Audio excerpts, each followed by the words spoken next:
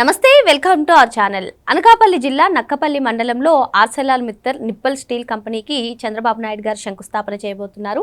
మరి ఈ కంపెనీ రాష్ట్రానికి వస్తుందంటే అది చంద్రబాబు నాయుడు గారి చిత్తశుద్ధే కారణమంటూ కేంద్ర ఉక్కు శాఖ మంత్రి కుమారస్వామి వ్యాఖ్యానించడం కానివ్వండి, నిత్యం ప్రభుత్వం పైన విమర్శలు గుప్పించేటువంటి సాక్షి ఈ రోజు ఈ స్టీల్ కంపెనీ గురించి పేపర్ యాడ్ ఇవ్వడం ఎలా చూడాలి? ఇటువంటి అంశాలన్నీ కూడా చర్చించడానికి మనతో పాటుగా ఉన్నారు ఏపీ కమ్మ కార్పొరేషన్ డైరెక్టర్ అరసమెల్లి శ్రీనివాస్ గారు. నమస్తే సార్. నమస్కారం అండి. అత్యంత ప్రతిష్టాత్మకమైనటువంటి స్టీల్ కంపెనీ ఆంధ్రప్రదేశ్లో అనకాపల్లి జిల్లా నక్కపల్లి మండలం. మరి చంద్రబాబు నాయుడు గారు శంకుస్థాపన చేస్తున్నారు సార్. ఈ పరిణామాన్ని ఎలా చూడాలంటారు?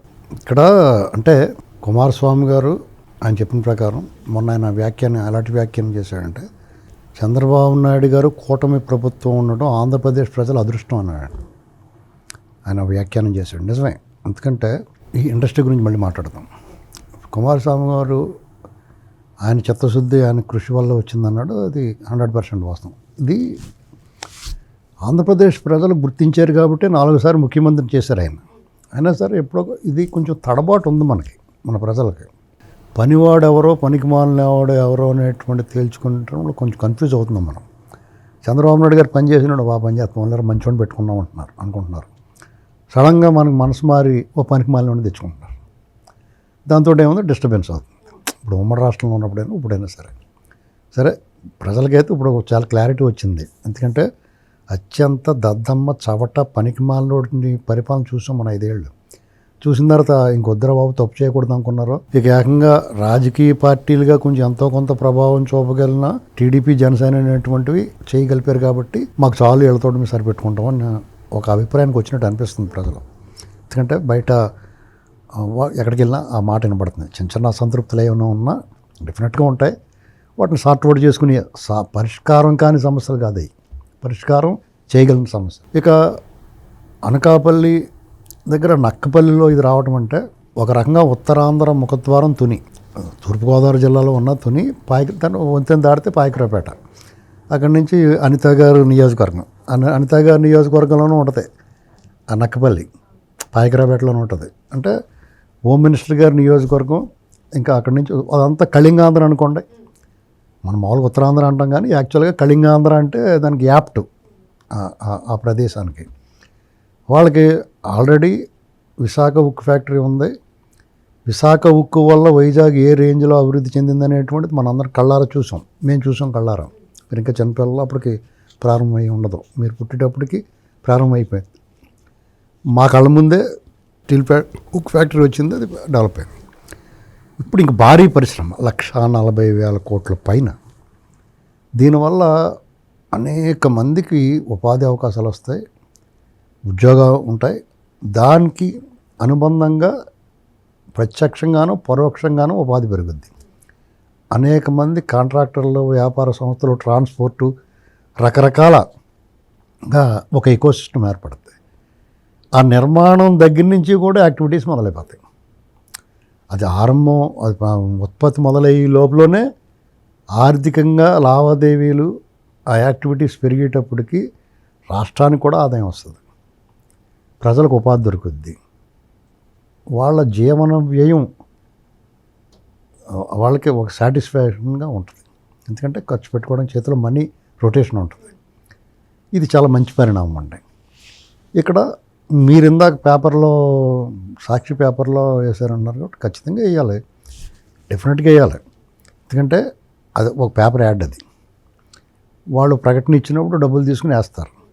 వాళ్ళు అసలు బుద్ధి రాత్రికి బయటపడద్ది. ఈ శంకుస్థాపన అయిపోయిన తర్వాత టీవీ డిబేట్లే పెడతారు, దాని మీద మాట్లాడతారు. అక్కడ ఏం చెప్తారంటే జగన్మోహన్ రెడ్డి గారు ఇది నేనే తెచ్చాను అనలేడు. ఎందుకంటే ఇప్పుడే వచ్చింది కాబట్టి, అది అంతకుముందు ప్రస్తావన రాలేదు కాబట్టి. దానికి ఏం చెప్తారంటే అర్ధరాత్రి 2ంటికి మా నాన్నతో మాట్లాడుతున్నానని చెప్పేవాడు కదా. ఆ మాట్లాడినప్పుడు నాన్నతో మాట్లాడినప్పుడు లక్కీగా బాబాయ్ లేడు. వాళ్ళ బాబాయ్ అంటే మాట్లాడే అతను మళ్ళీ వాళ్ళ బాబాయ్ చెప్తారు కదా వాళ్ళ నాన్నతోటి, నన్ను చెతగొట్టి చంపించేసేటండి అని చేత వాళ్ళ బాబాయ్ ఉండగా మాట్లాడతలేదు, వాళ్ళ అన్నగారిని వదిలిపెడతలేదు అతను. వాళ్ళ బాబాయ్ పక్కనే కూర్చొని అప్పుడప్పుడు ఇక్కడికి వచ్చి తిరుగుతున్నాడు. ఈ కేసు గురించి చూసుకుని వెళ్తున్నాడు మళ్ళీ ఏమవుతుందో అని. ఆ సమయంలో కరెక్ట్గా ఈ కేసు మొన్న మళ్ళీ తేడా వచ్చింది కదా, వాళ్ళ అమ్మాయి ఒకదే పోరాటం చేస్తుందని మళ్ళీ ఇక్కడికి వచ్చి ఉంటాడు, ఇందప్పుడే తిరుగుతున్నాడు, ఏంటి పరిస్థితి అని. ఆ సమయం దొరికినప్పుడు నేను మా నాన్నగారితో మాట్లాడాను, మనం ఎప్పుడో మెట్టలతో మాట్లాడాము, తీసుకురామని ఉమ్మడి రాష్ట్రం ఉన్నప్పుడే తీసుకురామని చెప్పాము. హైలీ రెస్పెక్టెడ్ కాబట్టి నాకు నా మాట మీద గౌరవంతో వస్తానన్నాడు. నాళ్ళకి తీరినట్టు ఉంది, ఆ మాట చెప్పు నువ్వు అంటాడనమాట. ఇప్పుడు రేపొద్దున రాత్రి ఏం చెప్తాడంటే ఇది మేమే పురమాయించాం, సిగ్గు లేకుండా వాళ్ళందరూ ఇదే మొదలెడతారు. జగన్మోహన్ రెడ్డి గారు ఎప్పుడో మాట్లాడాడు, అప్పుడు కుదరలేదు, భూసేకరణ అది కుదరలేదు, ఒప్పందాలు అవి సరిగ్గా సెట్ అయ్యి ఇప్పుడు గవర్నమెంట్ మారిపోయింది, వీళ్ళు వచ్చిన తర్వాత ఒప్పందం అయిందని చెప్తారు. దానికోసం దాని గురించి నెగిటివ్గా మాట్లాడరు వాళ్ళు, దాని గురించి పాజిటివ్గానే మాట్లాడతారు. అయితే లోపల వాళ్ళందరికీ కొత్త కొత్త కొత్త కొత్త అన్నం ఉడికేటప్పుడు వచ్చేస్త చూసేవా అలాగ బుడగల కింద ఆ కొత్త కొత్తలు ఆడిపోతూ ఉంటుంది వాళ్ళకి. సాయంత్రం అందరూ ఏం చేస్తారంటే టీవీలో మాట్లాడలేరు కానీ అందరూ మీటింగ్ పెట్టుకుని కాళ్ళు ఆర్జాపుకుని జుట్లు ఎరబోసుకుని బోరుమని ఏడుస్తారు, రోధిస్తారు అందరూ. అది బ్యాచ్ పరిస్థితి. అంటే మరి ఇప్పటి వరకు గూగుల్ డేటా సెంటర్ వచ్చినప్పుడు కూడా ఫస్ట్ నెగిటివ్గానే ప్రచారం చేశారు సార్, పొల్యూషన్ గురించి కానివ్వండి, వాటర్ ఎక్కువ కావాలి, ఎలక్ట్రిక్ కావాలి అని. ఇప్పుడు ఈ ఆర్సెలన్ మిత్తల్ గురించి కూడా నెగిటివ్ ప్రచారం చేసే అవకాశం లేదంటారా? ఇప్పుడు ఏమైందంటే వాళ్ళ కూడా ఎంత బుద్ధిమాన్యం ఉన్నా ఎంతో కొంత ఎవడో ఉంటాడు కదా. మనం మరీ అడ్డగోలుగా ఇలాగా రాష్ట్రాభివృద్ధికి జరిగే కార్యక్రమాలు మనం వ్యతిరేకిస్తే మనం ఇప్పటికే చీయని ఉమ్మేశారండి. ఈసారి కొడతారు కూడా మనల్ని, ఓట్లేసి ఓడించారు ఇప్పుడు వరకుని, చీయని ఉమ్మేశారు. ఇంకా మనం ఇదే రకంగా రాష్ట్రాభివృద్ధి జరిగే కార్యక్రమాలకు అడ్డం పడో లేకపోతే దాని గురించి ఏడుస్తాను కూర్చుంటే మీ బతికిన తెర బాబు అంటారు, తిరిగి కొడతారు కూడా మనల్ని. అంచేత మనం రాష్ట్రాభివృద్ధి ఇటువంటి కార్యక్రమాలు మనం వ్యతిరేకించొద్దు. ఏ విమర్శలు ఏమన్నా ఉంటే మనం వీళ్ళని విమర్శిద్దాం, ఏదైనా అవకాశం దొరికితేనే కాసు కూర్చుందాం, మన వాళ్ళందరినీ పంపిద్దాం అక్కడికి. సాక్షి ఉంటుంది కదా, అక్కడ ఏదైనా పొరపాటు జన చంద్రబాబు నాయుడు గారు బూట్లు వేసుకున్నట్టు ఇటు తిరిగినా తలదూకున్న దువ్వని తీసుకుని తలదూకుంటూ ఉంటారు చంద్రబాబు గారు అప్పుడప్పుడు. అలా తలదూకున్న దాని గురించి మాట్లాడదాం మనం. ఇంతగా ఇప్పుడు మన పనికిమాలిన చర్చలే కదా మన అన్నీ నిర్ణయం తీసుకుని ఉంటారు. ఒకటి, మీకు అనకాపల్లి నక్కపల్లిలో ఈ ఉక్కు ఫ్యాక్టరీ ఉక్కు పరిశ్రమ రావటం అనేటువంటిది ఇది ఒక అధ్యాయం అండి. ఆంధ్రప్రదేశ్ చరిత్రలో ఇది ఖచ్చితంగా సువర్ణాక్షరాలతో రాసుకోవాలి, మార్క్ మై వర్డ్స్. ఎందుకంటే వైజాగ్ స్టీల్ ఫ్యాక్టరీ వల్ల వైజాగ్ పరిసర ప్రాంతాల గాజువాక అనేటువంటి ఒక నగర నిర్మాణం జరిగింది. అదొక గ్రామం. ఇప్పుడు అది ట్విన్ సిటీస్ లాగా, వైజాగ్ గాజువాక రెండు ట్విన్ సిటీస్ జంట నగరాల్లాగా అయిపోయినాయి. రెండు కలిసిపోయినాయి. ఇప్పుడు చాలా గ్యాప్ ఉండేది, చాలా దూరం ఉండేది, ఆ రెండు కలిసిపోయినాయి. ఇప్పుడు ఇంచుమించు ఇప్పుడు నక్కపల్లి నుంచి వైజాగ్లో కలిసిపోద్ది. నక్కపల్లి, అనకాపల్లి, ఇటుపక్క పాయకరావుపేట, ఇవన్నీ మొత్తం అదంతా ఒక ఎకనామిక్ జోన్ అంటారు దాన్ని, అలాగైపోద్ది అంతే. ఆర్థికంగా చాలా బలమైన ప్రదేశంగా మారుద్ది. రాష్ట్రానికి ఆదాయం కూడా ఇప్పటికి వచ్చేది ఆ ప్రాంతం నుంచి. ఎందుకంటే వైజాగ్ ఐటీ ఇండస్ట్రీ అవుతుంది, అనేక పరిశ్రమలు వస్తూ ఉన్నాయి. ఇప్పుడు ఈ పరిశ్రమ వస్తుంది కాబట్టి భోగాపురం ఎయిర్పోర్టు, ఇలాగ ఒక రకంగా వైజాగ్కి ఏం చేయాలో అది 2 ఏళ్ళలో చేస్తారు. వీళ్ళ దృష్టి ఇప్పుడు క్వాంటమ్ వ్యాలీ, ఇలా ఇప్పుడు అమరావతి గురించి ఇన్నాళ్ళు అమరావతి గురించి అసలు ఒక మాట మాట్లాడే చంద్రబాబు గారు చూడండి. ఇప్పుడు అమరావతి గురించి మళ్ళీ మొదలెట్టాడు ఆయన. అమరావతి ఏరియాలో మళ్ళీ రానున్న సంవత్సరంలో ఇప్పుడు మార్చి నాటికి అమరావతిలో ఏ రేంజ్లో మళ్ళీ కొత్త పెట్టుబడులు కొన్ని హైడ్ చేస్తారు వీళ్ళు. ఎందుకంటే వాళ్ళు లెటర్లు రాస్తున్నారు, మాకు వద్దండి, మాకు రావద్దండి, మాకు పెట్టకండి, ఇదేంది రోగం వాళ్ళకి. అంచేతగా కొన్ని సర్ప్రైజ్ ఎలిమెంట్స్ ఉంటాయి.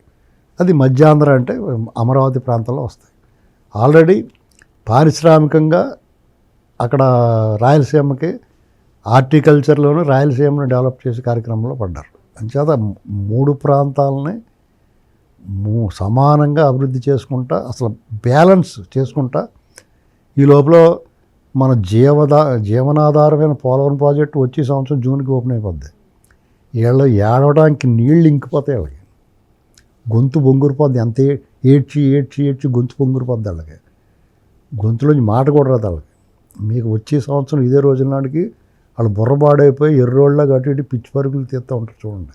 ఎందుకంటే అసలు ఏదన్నా మాట్లాడాలంటే ఏం మాట్లాడాలో కూడా తెలియదు ఇప్పుడు వాళ్ళకి. ఇప్పటికే వాళ్ళు ఏం మాట్లాడాలో తెలియక చంద్రబాబు నాయుడు గారు కూడా ఉగాది పంచాంగ శ్రవణంలో ఆవిడ లేదేంటి ఇలాంటి మాటలు మాట్లాడుతున్నారు. ఉగాది పంచాంగ శ్రవణం అనేటువంటిది పూజా కార్యక్రమం ఏం కాదు, అది తెలుసుకోవాలి ఫస్ట్. అందుకనే మీకు ఏదైనా తెలిసన్నా మాట్లాడాలి, అది తెలియకుండా మాట్లాడాలి.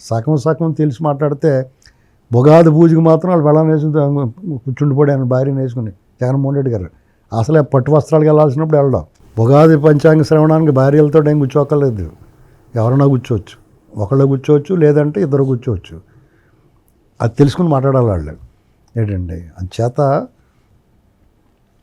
మనం కొన్నాళ్ళ పాటు ఈ ఈ దెయ్యాల గురించి మాట్లాడుకోకుండా రాష్ట్రంలో జరుగుతున్న మంచి గురించి, అభివృద్ధి గురించి, ప్రభుత్వ ప్రణాళికలు ఏమున్నాయి, వాళ్ళ సంక్షేమ కార్యక్రమాలు ఎలా ఉన్నాయి, మనం ఉగాది నాడు చూడండి బ్రహ్మాండం. ఈ మార్చి నెల ఒక అద్భుతం. ఈ మార్చి నెలలో ఉమెన్ ఎంపవర్మెంట్, వాళ్ళకి ఆర్థికాభివృద్ధి కోసం డ్వాక్రా వాళ్ళందరికీ రుణాలు ఇప్పించడం, వాళ్ళు స్వయంగా వాళ్ళు పారిశ్రామికవేత్తలుగా తీర్చిదిద్దడం, అలా చేసేసి వదిలేయకుండా వాళ్ళు ఉత్పత్తి చేసిన ఉత్పత్తులకు అంతర్జాతీయ మార్కెట్ కల్పించడం అనేటువంటిది వాళ్ళు ఖచ్చితంగా వాళ్ళకి చాలా మంచి జరుగుద్ది. ఒక రకమైన అద్భుతమైన జరుగుతుంది. డ్వాక్రా పెట్టినప్పుడు ఎలాంటి ఒక సంచలనమో ఇది ఒక సంచలనం అవుద్ది. డిఎస్సి వేసారు 10,000 మంది ఉద్యోగాలు. అలాగే ఒక మంచి సంక్షేమ పథకం దివ్యాంగులందరికీ కూడా ఉచితంగా ఇచ్చారు. తర్వాత అన్నదాత సుఖీభావ వాళ్ళందరికీ డబ్బులు వేశారు. ఇప్పుడు ఇది ఉక్కు పరిశ్రమ. అంటే మార్చి నెల అనేటువంటిది ఇది అందరూ గుర్తుంచుకోవాల్సిన నెల. 2026 మార్చి చాలా అద్భుతాల వేదిక, చాలా నిర్ణయాలు, ప్రజలకు ఉపయోగపడే నిర్ణయాలు, ఒక మంచి నెల ఇది. ఓకే సార్, మరో అంశంతో మళ్ళీ కలుద్దాం. Thank you sir.